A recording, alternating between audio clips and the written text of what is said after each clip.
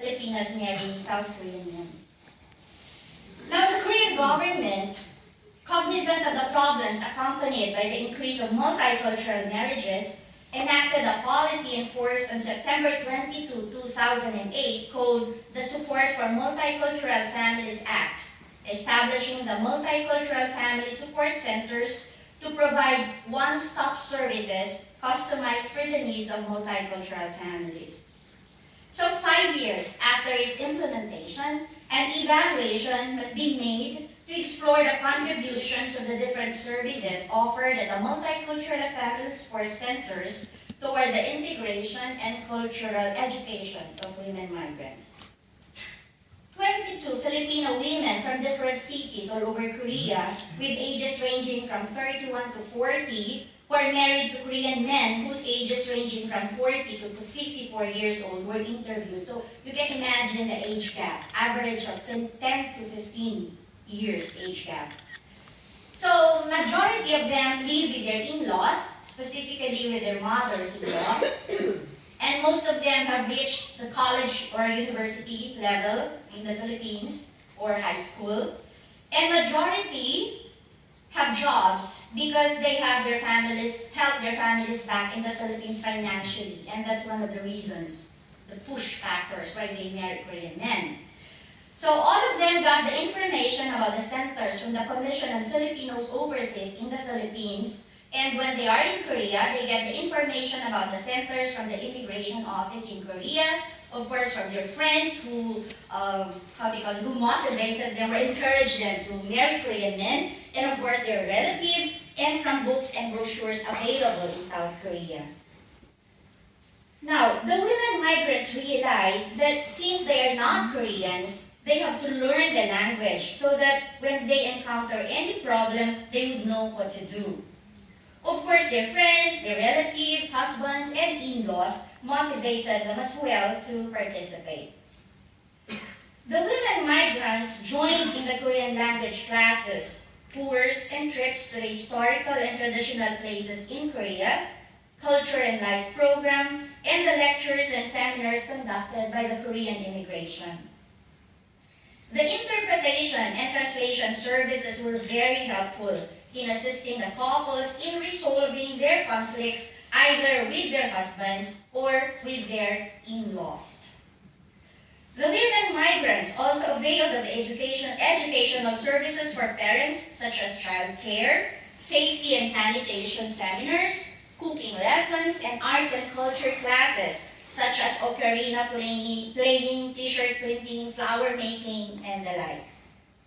And to deepen the relationship between the couples and to better understand each other's cultures, the women migrants joined the camps or family day or the couples day as they call it.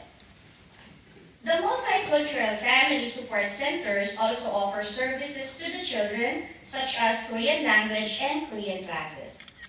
Other activities offered to the multicultural children are the Taekwondo sports classes, mentoring program, medical and dental check, and arts and music classes to enhance the values of the children. The Employment and Business Venture Support Services train the women migrants in baking, barista, cosmetology, computer, and others to equip them with the skills they need either to find employment or to start their own business. So upon completion of the programs, the centers also help them in finding employment.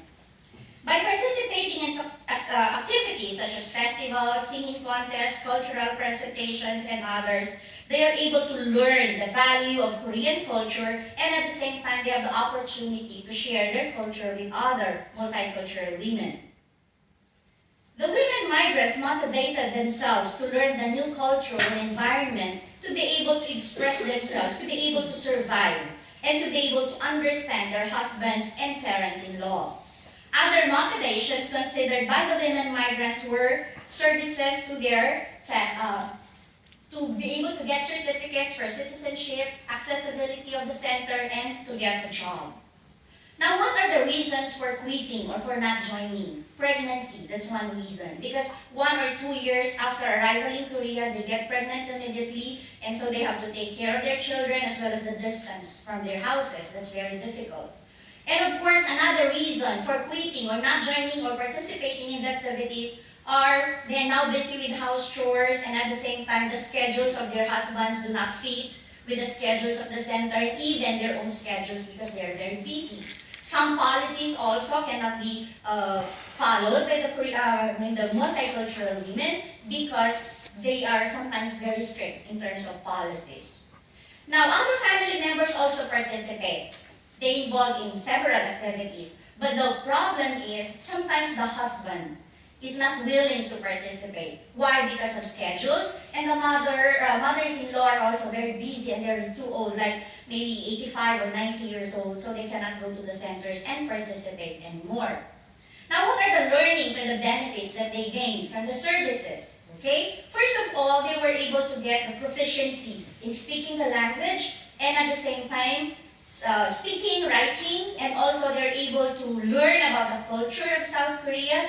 And one thing very significant that they said was that they were able to translate for other multicultural women. So the learning did not stop from them. They were able to share it with others. Now, based on the following interviews from these 22 multicultural women, the activities and programs that were recommended, of course, they are very beneficial. But to make these activities or programs more responsive to the needs of the multicultural women, they are recommending the following activities or programs, like more private counseling before it leads to divorce. Okay? And of course, some physical activities, family planning, and at the same time, to enhance the existing multicultural TV and radio programs for the mother-in-law. And online programs or video replay, that was also recommended. And this was a unanimous recommendation. An orientation on the daughter-in-law's culture to the parents-in-law. They should be aware of the culture of these Vietnamese, Filipinas, and Chinese women to make the marriage work. And this is a policy that I would like to recommend both to the Korean government and to the Philippine government. The attendance in a cultural seminar, 1 million. Cultural seminar of both the husband and the wife. So the husband, before the woman applies for a visa to South Korea, and upon entry to Korea, the wife should be able to attend the cultural seminar in South Korea before the alien registration ID should be issued. Okay. And of course, they also recommend some home visitations, and subsidy for the meal allowances and transportation. Now, I would like to end by sharing with you this quotation from one of my respondents. She said, "I just came from a community service from the house of a Cambodian.